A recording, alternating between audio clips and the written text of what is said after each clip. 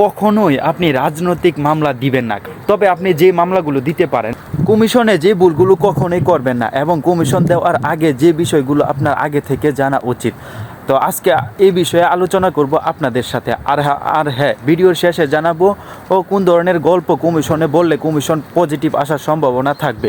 তাহলে চলেন শুরু করি। আমি যে কথাগুলো বলবো সবই আমার বাস্তব অভিজ্ঞতা থেকে বলবো, কারণ আমি কিছুদিন আগে কমিশন দিয়ে এসেছি। আপনি যে স্টোরিটি বলবেন সেটি স্পষ্টভাবে বলার চেষ্টা করবেন।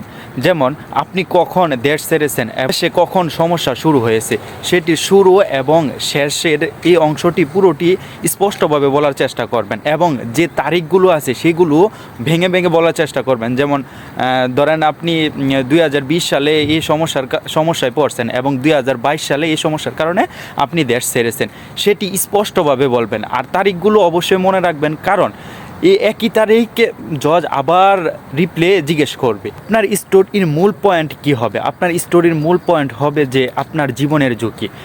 যেমন আপনার দেশ আপনাকে নিরাপত্তা দিতে পারছে না, আপনার দেশ আপনাকে সুরক্ষা দিতে পারছে না, সেই কারণে আপনি আপনার দেশ ছাড়তে বাধ্য হয়েছেন, এবং বাধ্য হয়ে আন্তর্জাতিকভাবে আপনার নিরাপত্তার জন্য এবং আপনার জীবনের ঝুঁকি এড়াতে এবং জীবনকে বাঁচানোর জন্য আন্তর্জাতিকভাবে আপনি আশ্রয় চাচ্ছেন। জজ আপনাকে জিজ্ঞেস করবে যে আপনার উপর কখন আক্রমণ হয়েছে এবং কখন হয়েছে সেটির তারিখ বলো, এবং যদি এই আক্রমণের কোনো প্রুফ বা প্রমাণ থাকে তাহলে সেটি জজকে দেখাও।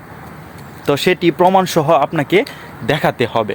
তো আপনি প্রমাণ হিসাবে যে কাগজগুলো আছে, যেমন ধরেন আপনি দেশে আপনার নিরাপত্তার জন্য থানায় মামলা করেছেন, সেটির ডকুমেন্ট এবং সেটি অরিজিনাল দেওয়ার চেষ্টা করবেন, কপি না। তো বিভিন্ন সমস্যা আরও হতে পারে যে আপনার উপর আক্রমণ চালাইছে সেটির ভিডিও, বা আপনার হাত পা কাইটে ফেলছে সেটির ছবি, এরকম এইগুলো সরাসরি আপনি জজকে দেখানোর চেষ্টা করবেন। তো আপনাদের কাছে রিকোয়েস্টে থাকবে, কখনোই আপনি রাজনৈতিক মামলা দিবেন না, কারণ বাংলাদেশকে নিরাপদ দেশ হিসেবে ঘোষণা করে দেওয়া হয়েছে, সেই কারণে রাজনৈতিক মামলা কখনোই দেওয়ার চেষ্টা করবেন না।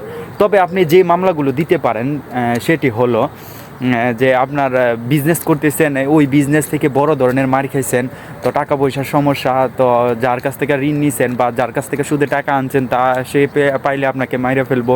তো ওই কারণে পারে দাদার বা বাবার জমি সংক্রান্ত বিষয় নিয়ে আপনার চাচা বা চাচাতো ভাইদের সাথে সমস্যা হয়েছে, এইগুলো হয়তো বা এইগুলো বললে হয়তো বা আপনার কমিশন পজিটিভ আসার সম্ভাবনা থাকবে বেশি।